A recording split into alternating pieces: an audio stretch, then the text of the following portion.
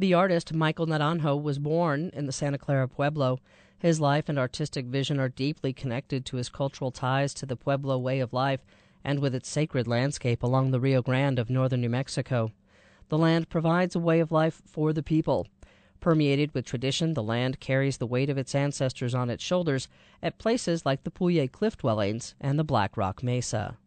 As a young boy, Michael scrambled up the rocky heights of sacred landscapes while on hunting trips with his older brother Tito.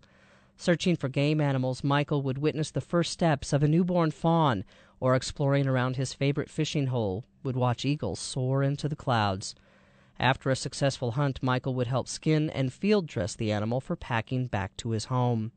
Those early experiences helped the young man learn the subtleties of anatomy that he would rely on in later life as a sculptor. Michael also remembers how seasons in the Pueblo are marked with festivals, with dancers emulating the motions and spirits of animals. Since Michael's father was a Baptist minister, he did not allow the boy to take part in the dances. However, Michael always watched the ceremonies with fascination, observing the styles of dress and the intricacies of movement. These experiences permeated his memory and made manifest in his sculpture. As a young boy, Michael had many interests. His mother, Rose, was a celebrated ceramic artist who taught her children and grandchildren the art of pottery. Santa Clara Pueblo has long been celebrated for the artistic talents within its community and has always been known as a center of highly refined pottery production. For Naranjo, learning to make things from clay was a natural outgrowth of his artistic spirit. Many of his fondest memories are of fetching his mother's clay directly from the earth and then processing it into a workable form by squishing the freshly mined substance between his feet. While most Pueblo potters prided themselves on making vessels, Michael would instead fashion small animals and figures.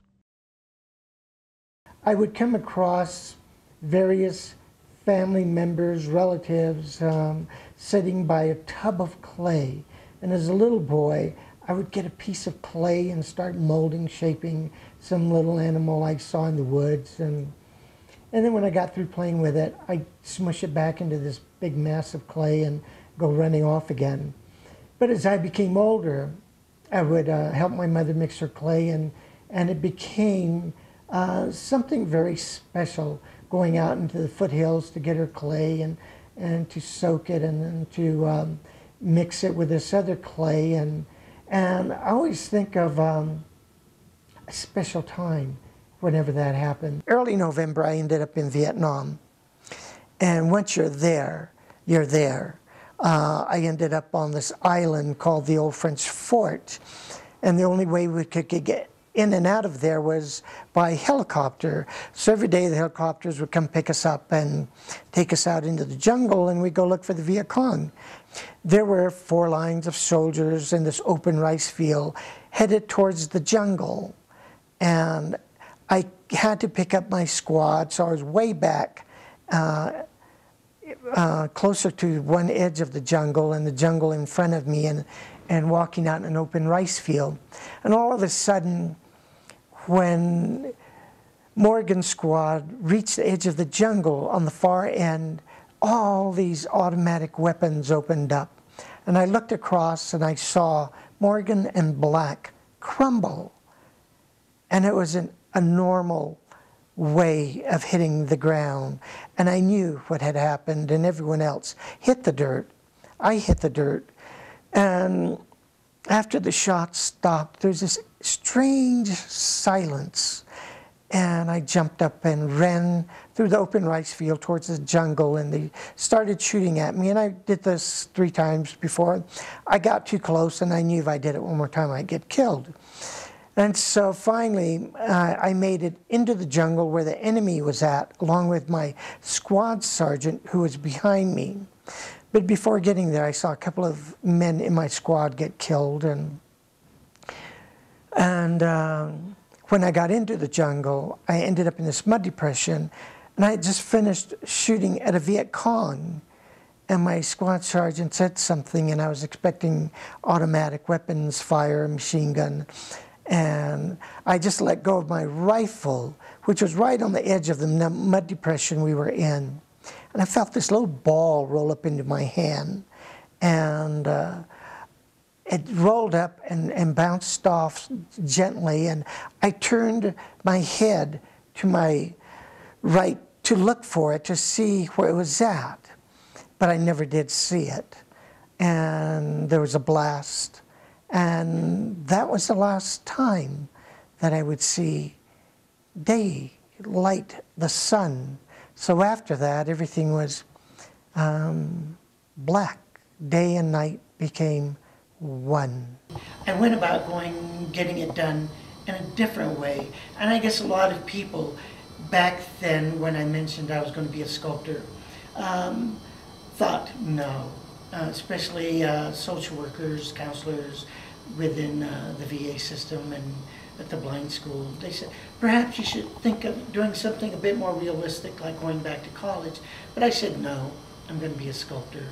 And so I set about with my dream. And it just simply took time, work. And if you love something enough, and if you nourish it, I think you can get it done.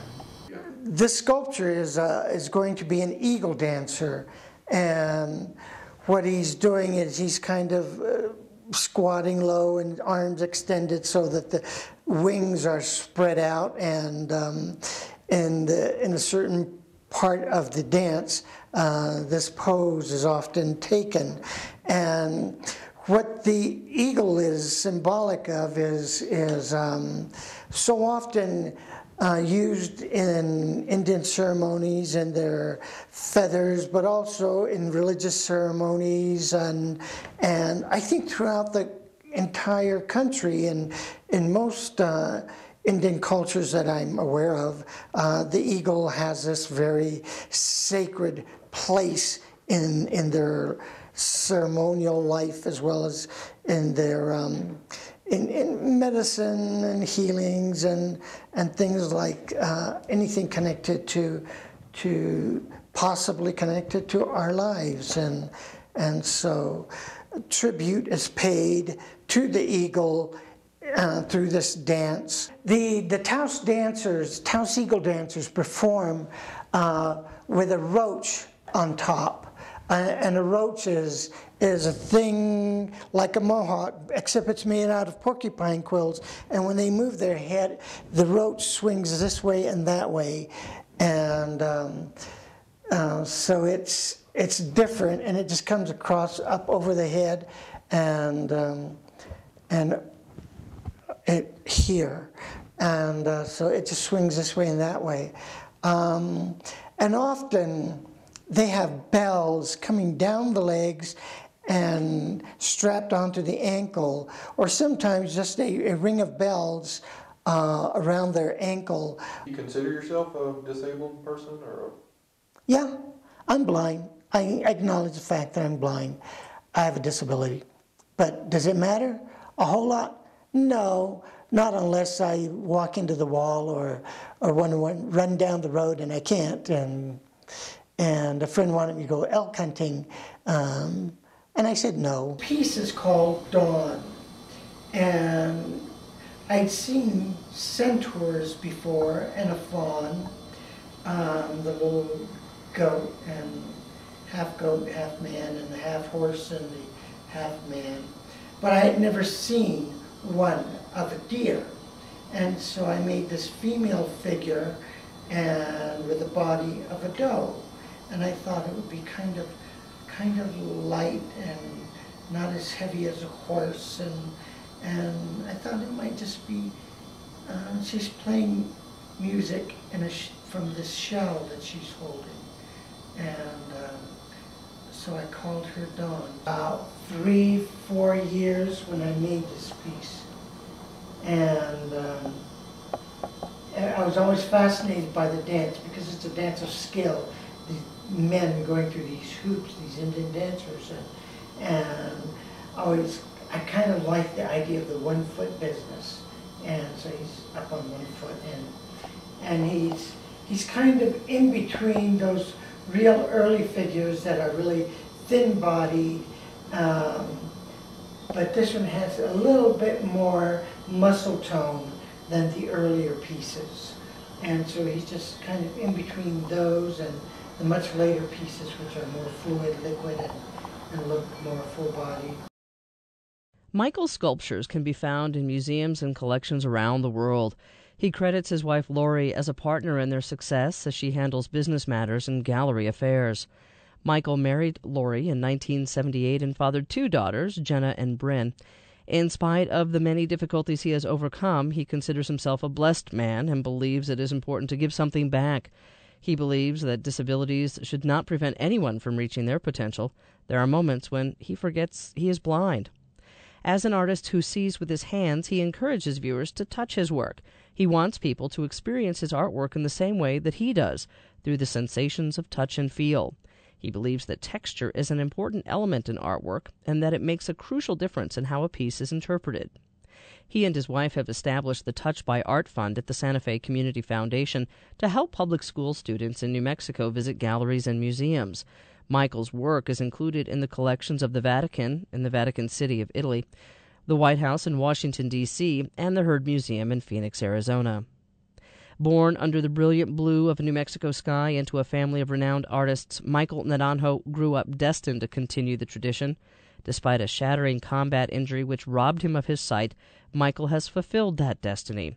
Just as Ludwig von Beethoven never heard his most magnificent creations, Michael Naranjo will never see his.